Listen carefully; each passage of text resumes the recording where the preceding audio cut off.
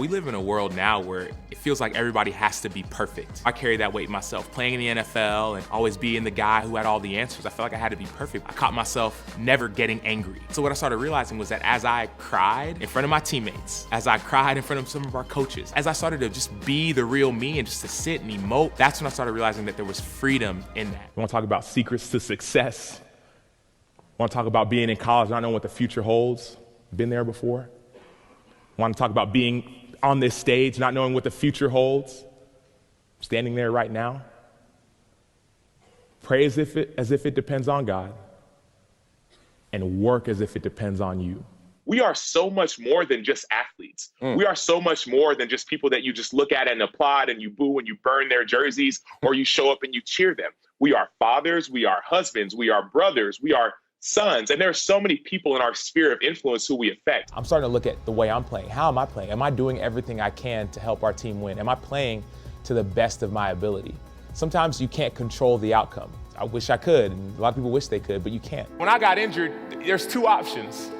You can, one, kind of become a ghost and separate from your team and separate and not produce fruit, or you could abide in Jesus.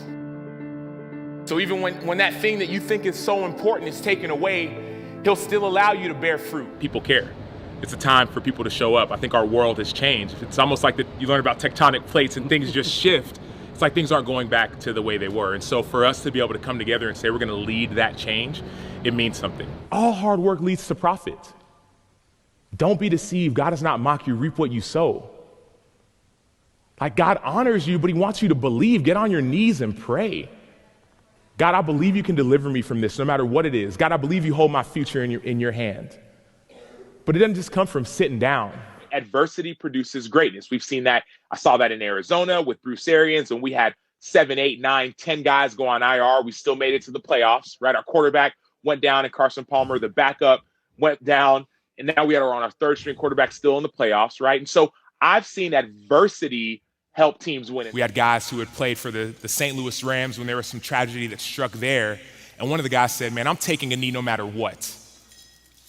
There was injustice that went on there, and I didn't protest, and I'm protesting no matter what. We had other guys who said, man, guys from Pensacola, Florida, says, hey, I put my hand over my heart no matter what. No matter what. We were divided.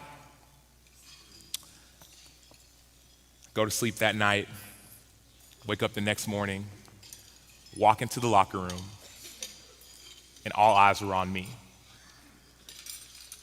Josh Sitton, our Pro Bowl offensive guard, looks at me as soon as I walk in and says, Sam, what's the plan? I could feel their eyes piercing on me, everyone looking, what's the plan? My response, we're going to lock arms. The sign of unity, a sign of togetherness, a sign that we are and will always be a team.